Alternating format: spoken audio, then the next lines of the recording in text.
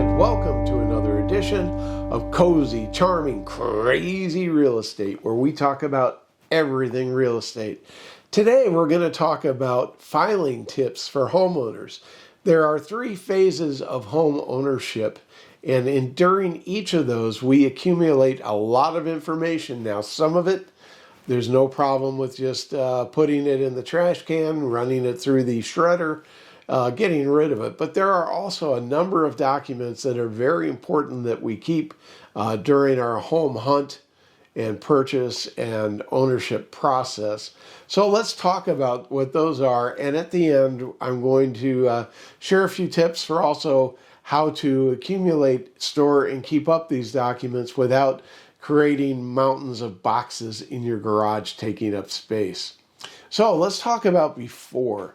Now, before is the period while you are still out looking for a home and you are accumulating pamphlets, flyers, maybe you're downloading listings from online, maybe you're going to open houses and there are handouts that are being given out that describe the house.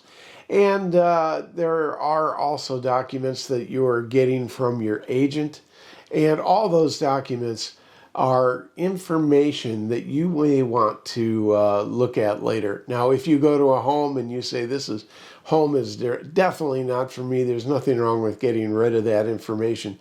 But when you come across a property that is a possibility for you, you're going to want to maintain that information in your file. So for now, let's just call this this section of our file, the before section. And what we're going to put in there is anything about homes that are potential purchase candidates. Again, any pamphlets, flyers, anything that you get on those, we want to go ahead and add to our file. Also, if your agent is doing any analysis of any of those properties, you want to file those next to all that marketing information. And lots of times your agent will conduct price evaluations. Maybe they are accumulating and comparing information on several properties to help you make a decision between them. Anything that your agent prepares that is an analysis of a single property or a comparison of multiples from which you may be choosing one to make an offer on, you should go ahead and hold on to that information. You might want it later. Now, once you do find a property that you are very interested in, you will probably want to review the disclosure package provided by the seller and the seller's agent. Now, that disclosure package may include inspection reports, an agent's visual inspection disclosure, which is a kind of a walkthrough document that usually the seller's agent will prepare and provide upfront that identifies any special features about the home and, even more importantly, any problems with it. We want to keep all those disclosures no matter what they are. You may also get a preliminary title report and also an environmental report that talks about whether or not you're in a flood zone or an earthquake zone, those types of things. You may also get shared with you an appraisal. Now, appraisals in general, if they're conducted by the seller, are not disclosable to you unless they identify problems with the property. Lots of times sellers will say, okay, my agent has suggested a price, but I want to get an appraisal before I put it on the market so that I know that the price being suggested is reasonable. So sometimes they will order an appraisal and all they tell the appraiser that they want is a value. That kind of appraisal is not disclosable. However, if an appraiser does identify certain features of the property, certain flaws usually that you may need to know about, then it may be a requirement that that appraisal be disclosed to you as a buyer. So anything having to do with the property, we want to, if that property is a candidate, we want to save all that in our files. And again, we're going to talk about how to file that at the end. Now, during escrow, let's say we have found our property, we've made an offer, and we've had our offer accepted. We are now in escrow. there is a very long list of things we're going to need to start accumulating during this process. First thing is make sure you have a signed copy of the contract itself. Most transactions require that the buyer put an opening deposit down at the beginning of escrow within a few days. So you're going to want to get a receipt from the escrow officer showing that they have indeed received that deposit. If you are not buying cash, if you are using a mortgage, any correspondence and applications, any kind of correspondence that you've had with your lender, you want to start putting that in the file. Do not rely on your lender to be able to provide it later. Make your own copy or keep it in your own file. When escrow is closing, you are going to get a final closing statement. As a buyer, you should get a complete package. But in that closing statement, it is a one-page, looks like a balance sheet that accounts for all the money that you have put into escrow and what fees were paid, who got that fee, and how much actually went to the seller. You want to make sure that you have a copy of that closing statement. And that is not just for your own records so that you know, but later for tax purposes, when you sell that home, you want to start building a database of initial cost analysis or cost basis, actually, how much you paid for that house. You also want to have, as part of that closing package, a copy of the grant deed. Now, a grant deed is signed by the seller, notarized, and recorded with the county recorder where the property is located, and that grant deed is actually the transfer from the seller's being held in the seller's name to being held in your name. So you want to make sure in that closing package, it's normally provided by the escrow officer at closing, you want a copy of that recorded grant deed. If you didn't get it from escrow, you may want to request it from the county recorder's office within a couple weeks after escrow closes. Make sure you have that on file. Now, you're also going to want the mortgage note and the deed of trust if you are buying with a mortgage. Now, some people get confused about the difference between a mortgage note and a deed of trust because there's a lot of common language in it. Now, the note actually says you're borrowing from our bank X number of dollars, and you're going to be charged so much interest, and you're going to be making payments for so long. Also, it'll talk about whether or not there are any prepayment penalties and so forth. That is a note. It's basically a lending agreement between you and your mortgage company. Now, the deed of trust has a lot of information that's just like the information in the note, how much you borrowed, but the main purpose of the deed of trust is that it says if you do not pay on that note, if you default on that note, then the lender gets to basically take possession of the property through foreclosure. So you want to make sure that you do have a fully signed copy of the deed of trust. The deed of trust, not the mortgage note, but the deed of trust, which is proof of a liability that you have against that home, is recorded. You also want to make sure that you get a copy of the title insurance policy.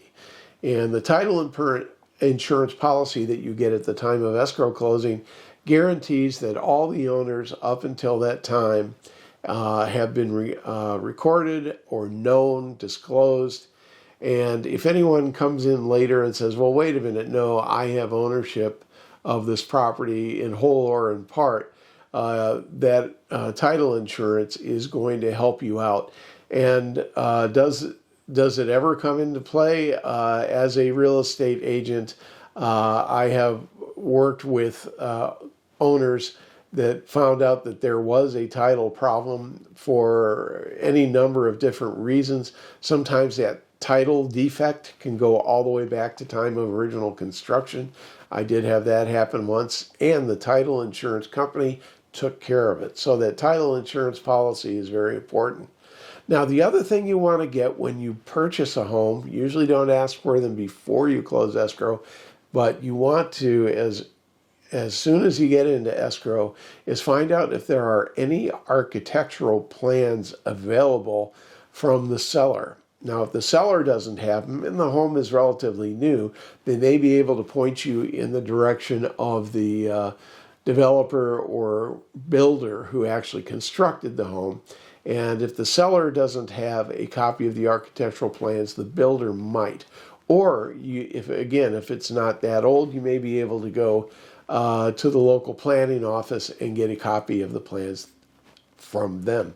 Now, why do you want to have your architectural plans? Well, these are the plans, not just a pretty picture of the outside, but all the detailed plans of where the wiring is, where the plumbing is, the type of construction that was used, all the detail inside the wall stuff. And this information can be very handy if later you want to do a major renovation, you're concerned about if you're going to take out a wall, add a wall, change floor plans, all those rather larger renovation projects. It would be good to know where are the load-bearing walls, where's the water and sewer lines go, where's the wiring, all those kinds of very important things, heat ducts, air conditioning ducts. If you can have that on paper, it can save your new contractor who's having to draw up new plans for your desired renovation. It saves them a lot of time. They don't have to open up a lot of walls. As they are redesigning the layout, they can use your existing or original construction plans to help them with that process. It can save you a lot of time if you are going to do a major remodel. So try to get those plans up front. Very seldom on older homes does anyone have them. The construction company is usually out of business. So do try to get them when you purchase your property, and that's in the during file. Again, we started with before with the marketing. Now we're talking about these are items that you are collecting during escrow. Now, let's say you've closed escrow. You have copies of the grant deed. It's been recorded. You have everything, or as much as possible from the list that we just discussed. And I'm going to put that list up at the end so you can make a screenshot if you would like to. I also put it in the comments below. Now let's talk about after. You have all your documents for before and during. Now you are the homeowner, and there are documents that are important to your ownership that you maintain going forward. Not only all the documents we talked about, but in addition, you should keep all of your property tax receipts. Every time you pay your property taxes, whether you pay them or the mortgage pays them, you want to make sure that you have in your files that those taxes were paid. If there's a glitch at the county assessor's office down the road and they say, oh, no, you didn't, well, you can prove that you have. Another thing you want is, we just talked about architectural documents. If you do make any home improvements, whether it's putting in a gate around the side, in the fence around the side of the house, to a major remodel or even a minor remodel, any plans that were created for that, you want to put in your after file. And you can call that an after, you can call it during home ownership, whatever, but you definitely want to be collecting all that information and putting it in a safe place. Now, if you are paying for these remodels, having a contractor come in, you want to make sure that you maintain a collection of all the receipts, all the things that you have paid for, and for a couple reasons. One, as proof that you have paid for that work. The other is that you may, if you ever sell the home, be able to deduct some of these improvements from your cost basis. And for that, you need to talk to your tax professional. But what usually happens is, if you have made capital improvements, that is an investment in the property. You may find that not only does it make the property more valuable, but at time of sale, it could have an influence on any capital gains tax that you have potentially due at time of sale if you're selling for more than you paid. So again, talk to your tax professional, but when you go to your professional, they're going to want to see receipts so that they can give you an accurate bit of advice. So do keep all those improvement receipts. Also, equally important is that if you are converting a room, let's say you have something that was built as a library, now you want to turn it into a bedroom, and you're going to modify or remodel that room so that it meets the local building codes for a bedroom. You want to call it a bedroom. When you sell the house, you want to be able to disclose that it's a bedroom. You're going to need a permit. And if you are doing many different kinds of remodels, the local agency that handles building and building codes is going to want you to have a permit so they can do an inspection, make sure that the remodel meets the code. So make sure you have permits. And that's another item that if you get it right away, you're going to be fine. You have it on file. Because down the road, if you go to sell the home 20 years from now, the office that is supposed to maintain it at the city or the county may not have it anymore. You never know. These things get lost all the time. And even though they may say, oh, sure, we keep really good records, well, the one that they lost might be yours. So keep copies of all your permits so that you can prove that that remodel was done according to code. Now, you also want to keep all your service contracts.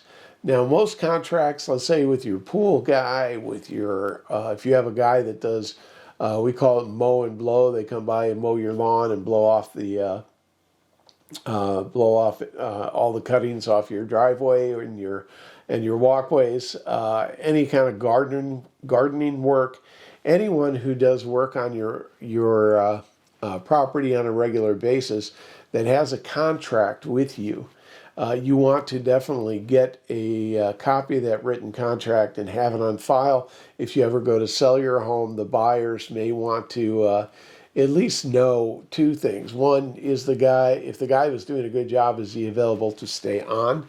And from the contract, they should have the contact information for that contractor. Also, you might want to be able to show that at time of sale, that contractor has been paid.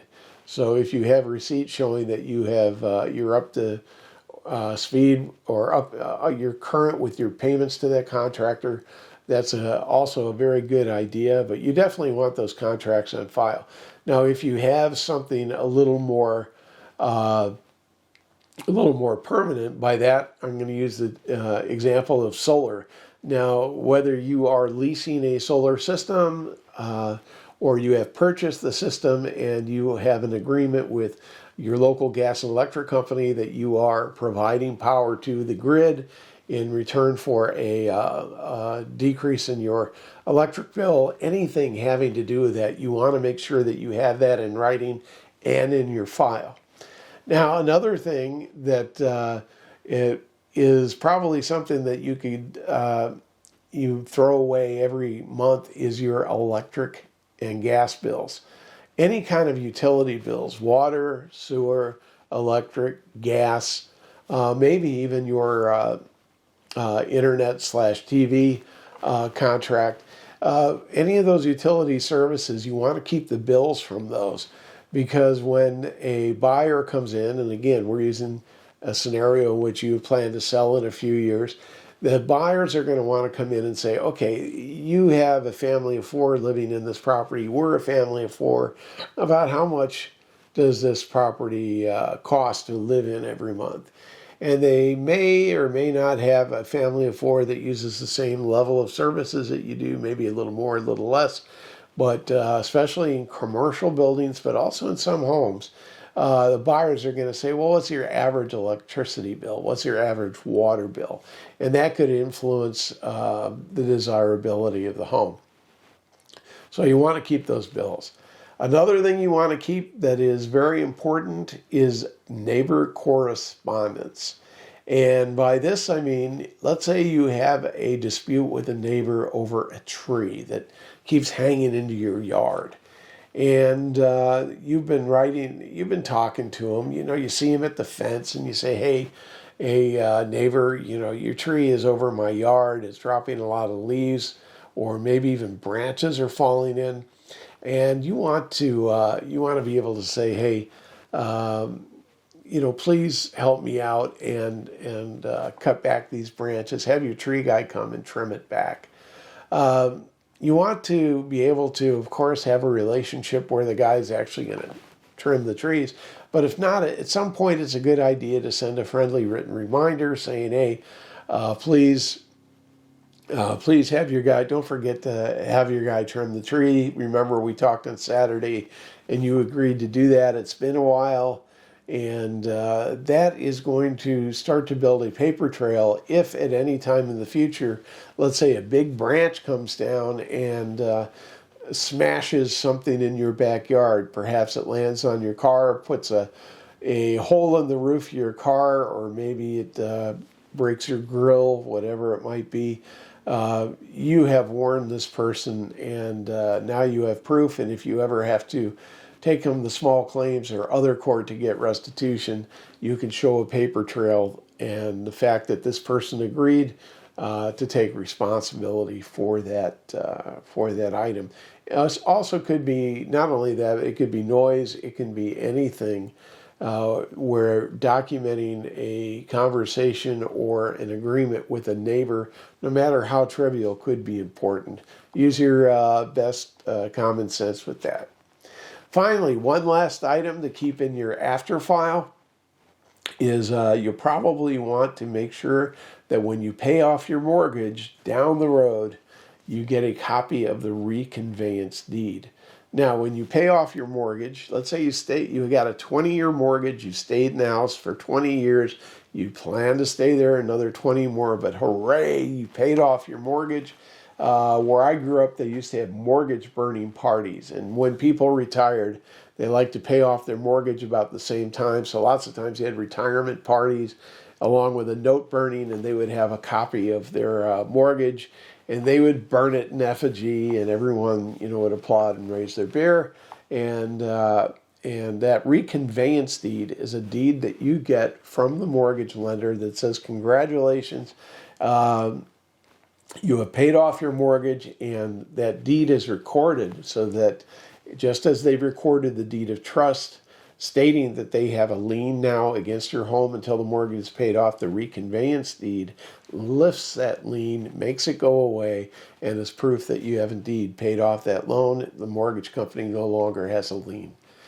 So those are our items. Finally, how to accumulate all of these items and not fill up boxes. My recommendation is to know which documents you need to have original copies of. Now, anything that's been notarized, anything that has an embossed stamp, or anything for which an original copy is a legally binding document, you do want to keep paper copies of those. However, in the process of ownership, you're going to find that the number of documents that you need to keep original hard paper copies of are not more than an inch or two thick. Not too much for a filing cabinet or space in your hallway closet. What you do want to do is scan everything you can. If you don't have a scanner, see if you have a friend, maybe at your workplace, if they're willing to help you out and allow you to use a scanner. You want to scan all these documents, put them on your hard drive. I'm going to assume you have a computer of some kind. Scan all the documents, organize them so that you can find them. Lots of times by labeling them with the date of the document in the actual title of the document, so you can search it on your hard drive easier, especially if you have a lot of documents over time. If you have a large amount of after documents like utility bills, service contracts, and so forth, you might want to have a separate folder for those going forward.